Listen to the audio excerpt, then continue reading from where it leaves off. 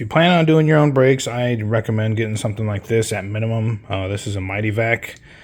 These things are great to use. This one in particular is over 25 years old. I've had this thing forever.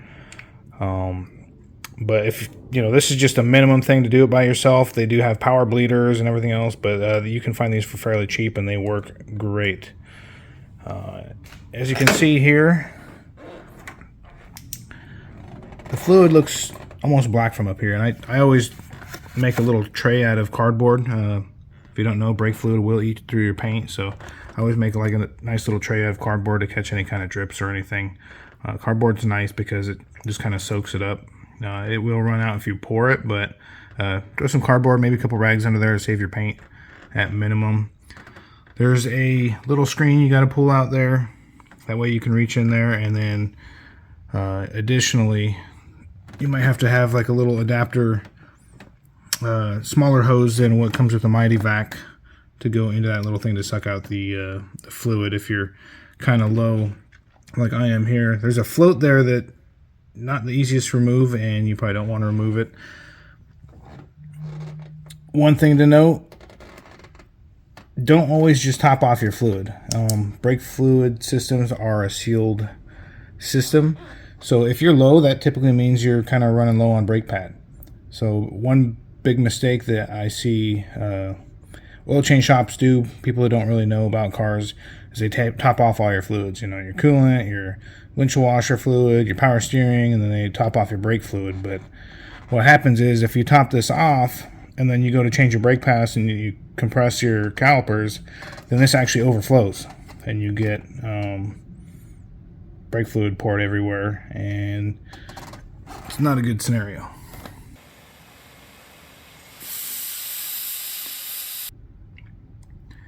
You can see if you shine a flashlight through it, it's kind of like a brownish color. It's not a nice golden. This fluid's a little over 3 years old.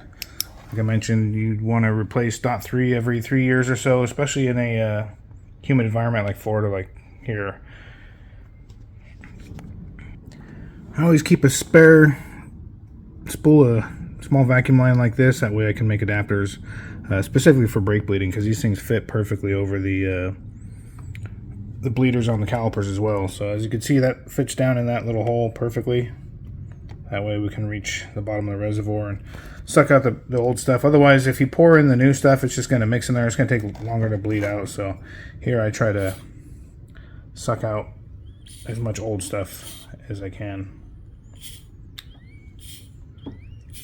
You can see the way the vacuum works. Dumps it in the reservoir. The fluid doesn't actually go through the pump. Make sure that's reaching the bottom.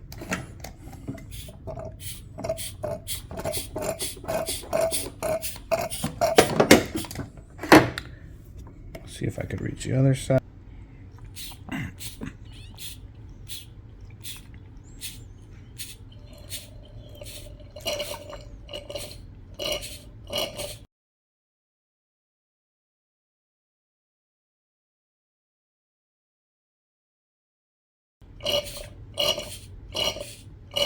And that should be the reservoir. See, that's some pretty dirty stuff. You're going to see what it's going to look like when we start bleeding the calipers, how much clear it is and nice and golden color. But just nice little comparison. Here's what came out of the master. Like I said, this stuff is a little older than 3 years. I'm sure it's got plenty of water in it just from being in Florida, but the car is stored in the garage all the time, and we do have dehumidifiers and whatnot, but just another thing to consider. I did want to show you that you don't necessarily have to pull the wheels off to bleed your brakes. As you can see, you can get to the bleeder right up there with the wheels on. Just plug in your vacuum hose and bleed that way. You always want to start from the farthest wheel away from the master cylinder when you bleed brakes.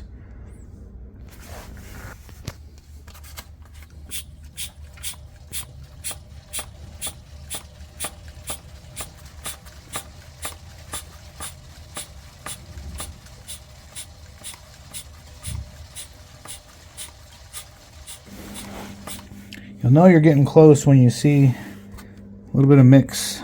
It's kind of hard to tell with the lighting, but you'll see the dark mix with some of the light, and the dark will tend to float a little bit more. So we know we're getting to the new stuff now.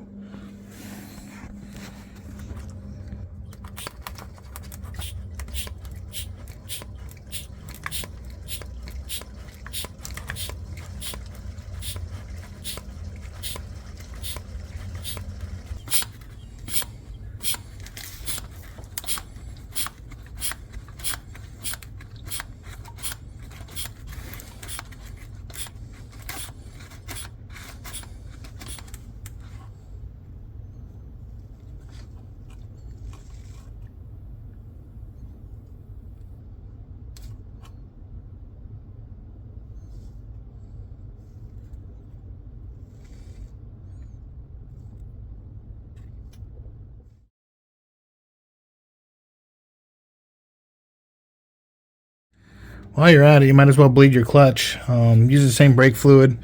It's not under as extreme conditions as your brakes, because this obviously doesn't get near as hot as a caliper, but it's still good to do. Like I said, brake fluid absorbs water, and you already have all the tools out. This is just one extra little system, and it doesn't take much at all.